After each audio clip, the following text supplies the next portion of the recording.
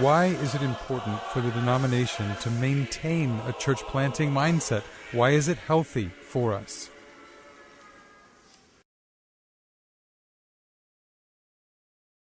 My ministry would have been completely different had I not been around men of vision and men who understood that Jesus really is building his church, and if we're going to honor him, he would be pleased to use us as part of that building of his church. Having that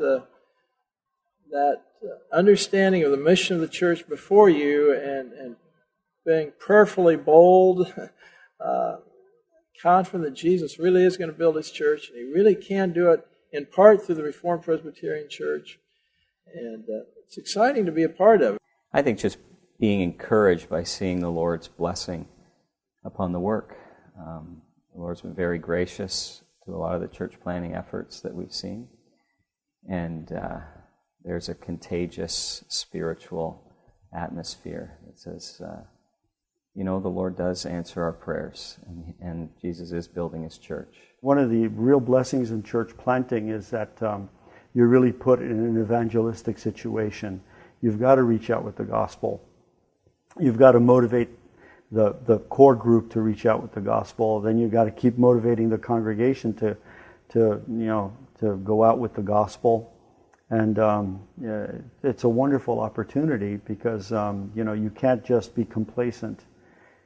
You're really motivated to keep your eyes fixed on what Jesus has called us to do, which is to go out and disciple the nations.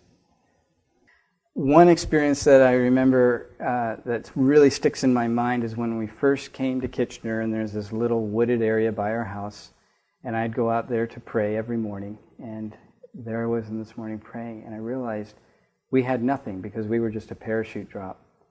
No elder at the time. That's a whole other question in terms of the wisdom of that. No people, no one. And I was praying to the Lord, Lord, I cannot create this. There's no way I can make people come. What am I going to do? Why would they want to come? And it struck me how dependent I was on the Lord.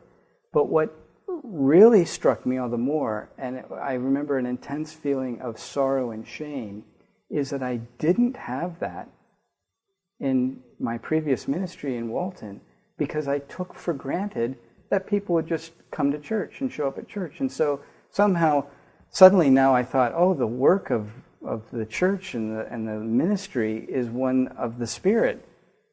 But it is just as spiritual in an established congregation. We just take for granted, that people are going to show up, and so there's you can coast through your ministry. But you can't.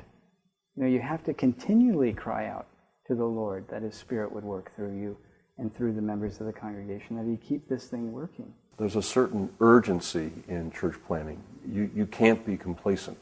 It's do or die. And so there's a certain urgency, and that urgency is very constructive.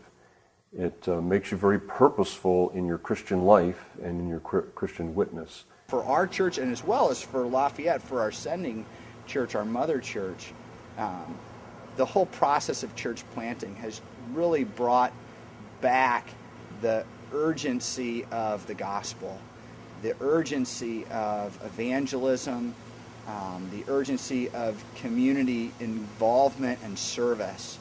One of my customers, the president of the organization, critiqued his own company this way. He said, "This company believes they will be strong and prosperous if they simply save a few more pennies on things."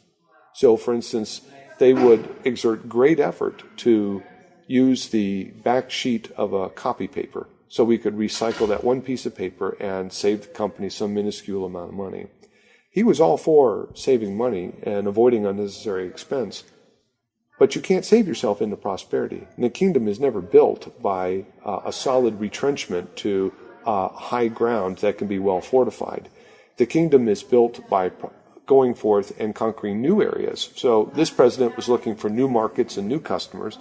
And I think that translates rather well conceptually into saying that it won't do to simply preserve the congregations we have. We're trying to build a kingdom here, and that kingdom's not going to be built by building better forts. That'll be built by conquering places the enemy holds now. An article I read by Tim Keller was really instructive to me, that he remarked, and I've come to really agree with it, that a healthy church is a church planting church. And he was pretty clear on what he meant. What he meant was that every church at all times should be participating in the work of church planting to some degree, whether praying and planning, financially supporting, sending out, or being sent.